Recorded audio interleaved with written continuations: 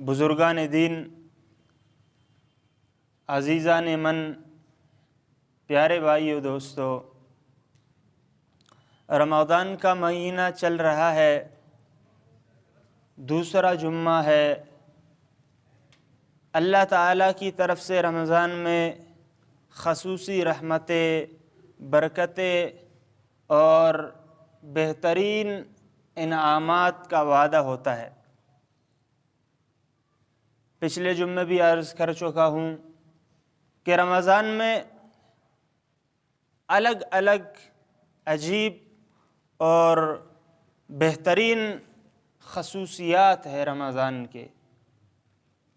ان خصوصیات میں سے ایک کا ذکر میں کر چکا ہوں کہ اللہ تعالیٰ خصوصی مغفرت کے وعدے فرماتے ہیں، چھوٹی چھوٹی چیزوں پر اور چھوٹے چھوٹے اعمال پر اللہ تعالیٰ مغفرت کے وعدے فرماتا ہے۔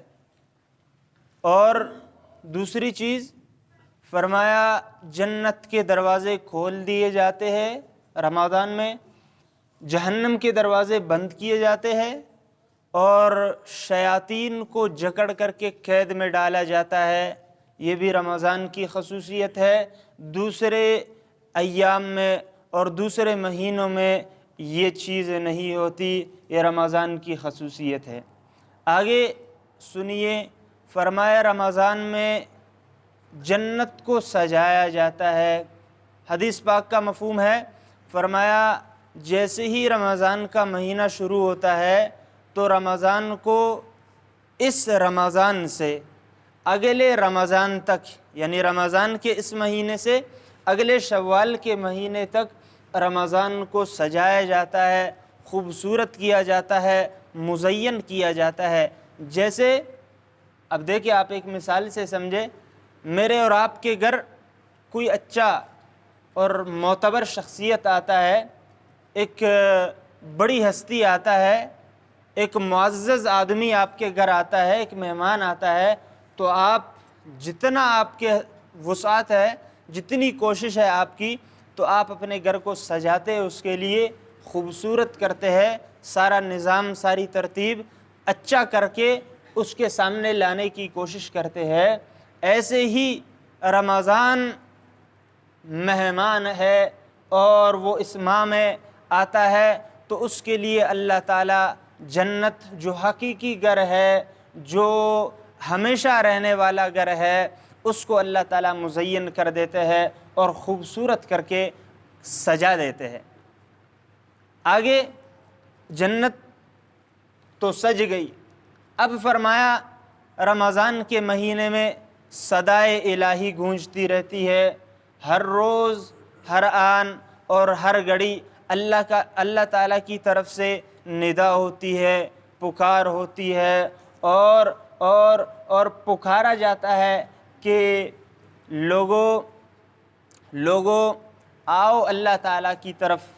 جو نیک بندے ہوتے ہیں ان کو اللہ تعالیٰ اور کہتا ہے کہ آپ نیکیوں کی طرف بڑھ جائیے، آپ اور نیکی کر لیجئے، اور جو گناہگار لوگ ہیں، اللہ تعالیٰ کے نافرمان بندے ہیں، اللہ ان سے فرماتے ہیں رک جا اور ٹھہر جا، کہ ٹھہر جانے کا یہ مطلب نہیں کہ بس رک جا، آگے کچھ نہیں کر۔ فرمایا رک جانے کا مطلب یہ ہے کہ آپ ٹھہر جائیے، اپنے گناہ، اپنے ہاتھوں کو، اپنے اعضاء کو گناہ سے روک لیجئے اور اللہ تعالیٰ کی طرف لوٹ جائیے۔ یہ ندا ہر روز ہوتی ہے۔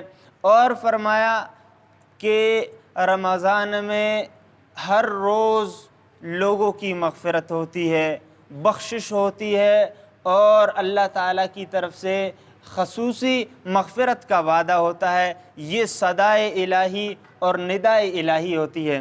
آگے فرمایا کہ جہنم سے آزادی بھی ہوتی ہے ہر رات، رمضان کے ہر رات کئی جہنمی جہنم سے آزاد کر لیے جاتے ہیں۔ یہ وہ لوگ ہیں کہ جن پر جہنم واجب ہو چکا ہے، یہ وہ لوگ ہیں جن کو آگے جہنم میں جا کے داخل ہونا ہے۔ اس رمضان کی برکت سے، رمضان کے فضیلتوں کی وجہ سے اور خصوصیتوں کی وجہ سے اللہ تعالیٰ ان لوگوں کو جہنم سے آزاد فرماتے ہیں۔ آگے سنیے، جنت بھی سجایا گیا، مغفرت کے وعدے پہلے سے ہو گئے، جنت کے دروازے کھول دیے گئے، جہنم بھی بند ہو چکا، شیاطین کو بھی قید میں ڈالا گیا، اور جہنم سے بہت سارے لوگوں کو آزاد بھی کر لیا گیا۔ لیکن ہے افسوس، صد افسوس، کچھ لوگ ایسے ہیں رمضان میں کہ اللہ ان کی بخشش نہیں فرماتے۔ ہائے ہائے، اللہ تعالیٰ سے دعا ہے میں اور آپ اپنے اندر اپنے آپ کو ان 4 لوگوں میں تولے اور ان 4 لوگوں میں اپنا موازنہ کرے کہ کئی ہم ان لوگوں میں سے تو نہیں ہیں۔ اللہ تعالیٰ ہمیں ان لوگوں سے بچائے۔ وہ کون لوگ ہیں؟ فرمایا 4 لوگ ہیں کہ جن کی رمضان میں بخشش نہیں ہوتی۔ 11 مہینوں میں آپ اپنے ہاتھوں میں ہیں، اللہ تعالیٰ کے سامنے روئیں گے، گڑ گڑائیں گے، بخشش مانگیں گے، بخشش طلب کریں گے، مغفرت طلب کریں گے، اللہ تعالیٰ عطا کریں گے۔ اور رمضان کی خصوصیت کیا ہے؟ فرمایا آپ نہیں مانگیں گے، اللہ عطا کرے گا۔ آپ صرف اعمال کریں گے، اللہ مغفرت فرمائے گا، اللہ بخشش فرمائے گا۔ آپ نہیں مانگیں گے، صرف ذہن میں تصور کریں گے، اللہ عطا کرے گا۔ آپ صرف سوچیں گے، اللہ دے دے گا۔ یہ رمضان کی خصوصیت ہے۔ ان تمام خصوصیتوں کے باوجود، ان تمام فضائل کے باوجود 4 لوگ ایسے ہیں، 4 لوگ ایسے ہیں کہ جن کی اللہ بخشش نہیں فرماتا، جن کی اللہ مغفرت نہیں فرماتا۔ وہ کون لوگ ہیں؟ سب سے پہلا وہ آدمی جو شراب نوشی کرتا ہے، جو شراب پیتا ہے، اس کی اللہ رمضان میں بخشش نہیں فرماتا۔ اور یہ آپ بھی جانتے ہیں، میں بھی جانتا ہوں کہ شراب چونکہ قیمتی بہت ہے اور بہت مہنگی ہے، تو عام طور پر لوگ اسے نہیں پیتے۔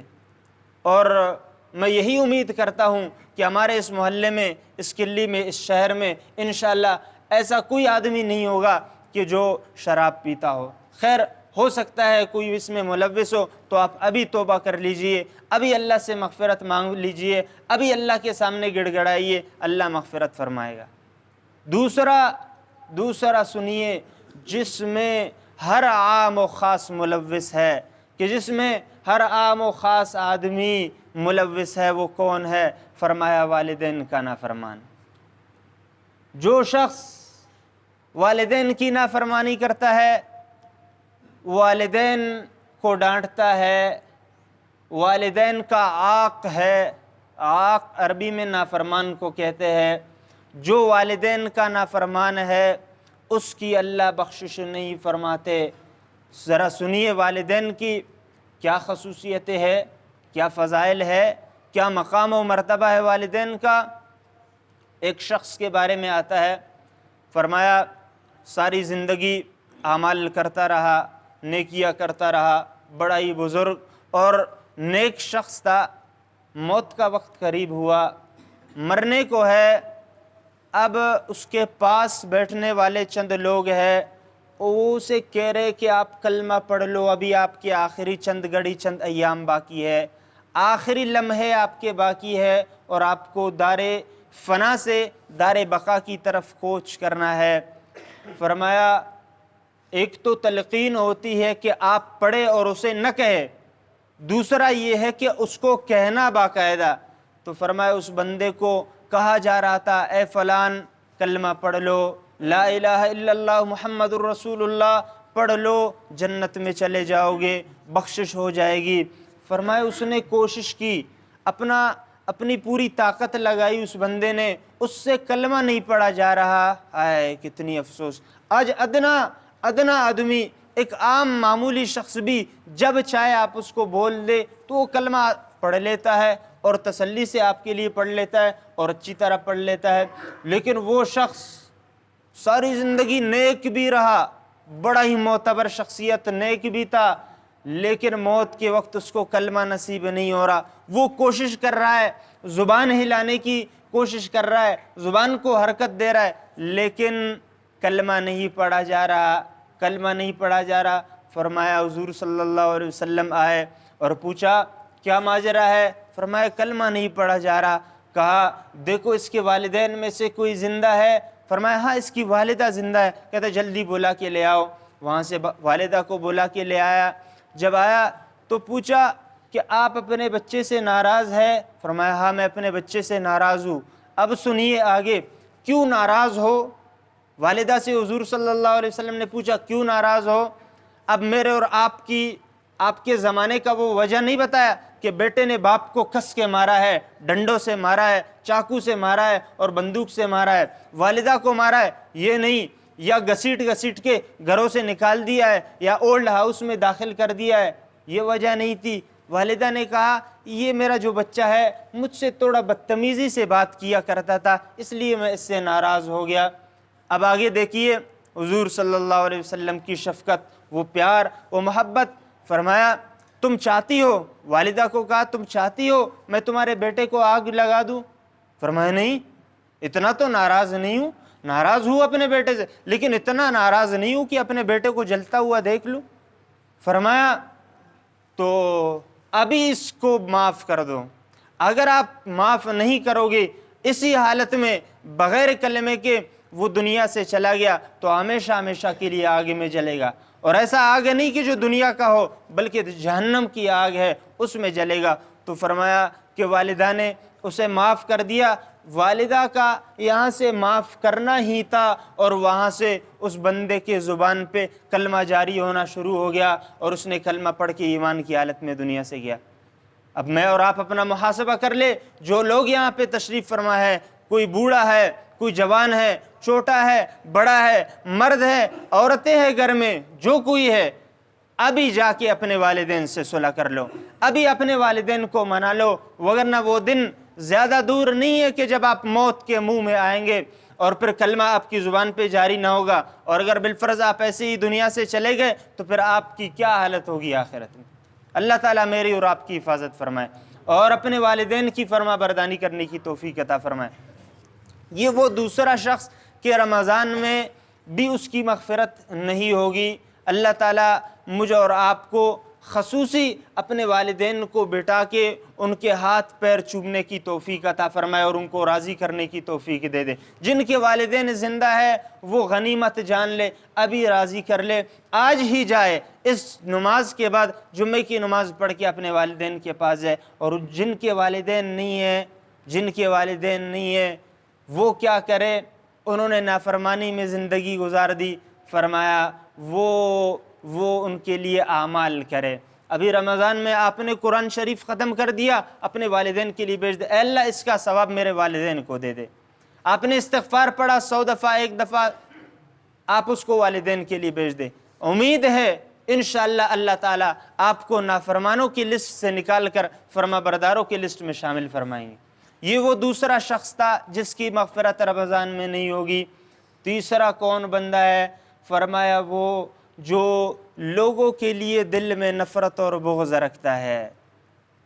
فلان حاجی صاحب ہے، اس کے پاس مال بہت ہے، اس کے پاس ایسا گاڑی ہے، اللہ کرے اس کی گاڑی اس سے چھین جائے، اللہ کرے اس کا مال و دولت اس سے چھن جائے، وہ غریب ہو جائے، سڑک پہ میں اس کو بھیک مانگتا ہوا دیکھوں۔ حسد ہے، کینہ ہے، بغض ہے، عداوت ہے، اور دل میں طرح طرح کے گناہ ہیں، سوچ اور فکر کے طرح طرح گناہ ہے۔ یہ سارے گناہ کرنے والا شخص بھی فرمایا اس کی بھی مغفرت رمضان میں نہیں ہوگی۔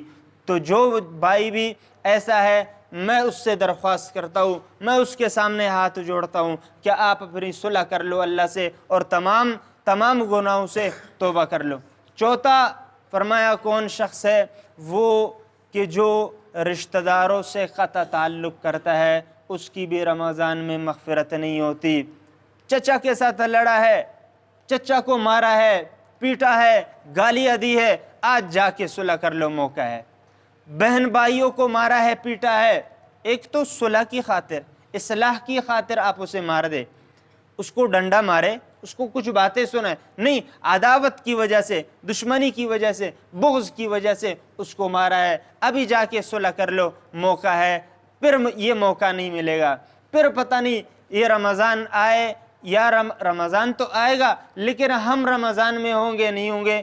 آپ اندازہ لگائے پچھلے سال اس رمضان میں اسی محلے میں، دور دراز کی بات نہیں کرتا، اس محلے میں کتنے مرد تھے، حاجی صاحب تھے، جوان تھے، وہ سارے اس مسجد میں آ کے نماز پڑھا کرتے تھے، اور اس رمضان میں وہ نہیں ہے۔ بہت ساری عورتیں تھیں، پچھلے سال زندہ تھی، اس سال کوئی نہیں ہے، کہاں گیا؟ اعمال کا سلسلہ بند ہو گیا، وہ رجسٹر لپیٹ کر کے رکھ دیا گیا۔ میرے اور آپ کے پاس موقع ہے، رجسٹر بھی ہے، اعمال بھی ہے، سب کچھ ہے، میں اور آپ سب کچھ کر سکتے ہیں۔ اور ابھی آخری بات میں آپ سے عرض کرتا ہوں کہ ان چار لوگوں میں اگر ہم میں سے کوئی شامل ہے تو ابھی جا کے اللہ تعالیٰ سے صلح کر لو، رشتہ دار سے کرتا تعلق ہے جا کے اس کو منا لو، والدین سے کرتا تعلق ہے جا کے منا لو، دل میں بغض ہے اللہ سے صلح کر لو، شراب خوری ہے تو اس سے بھی توبہ کر لو۔ اللہ تعالیٰ مجھے اور آپ کو ان باتوں پر عمل کرنے کی توفیق عطا فرمائے۔ وآخر دعوانا ان الحمدللہ۔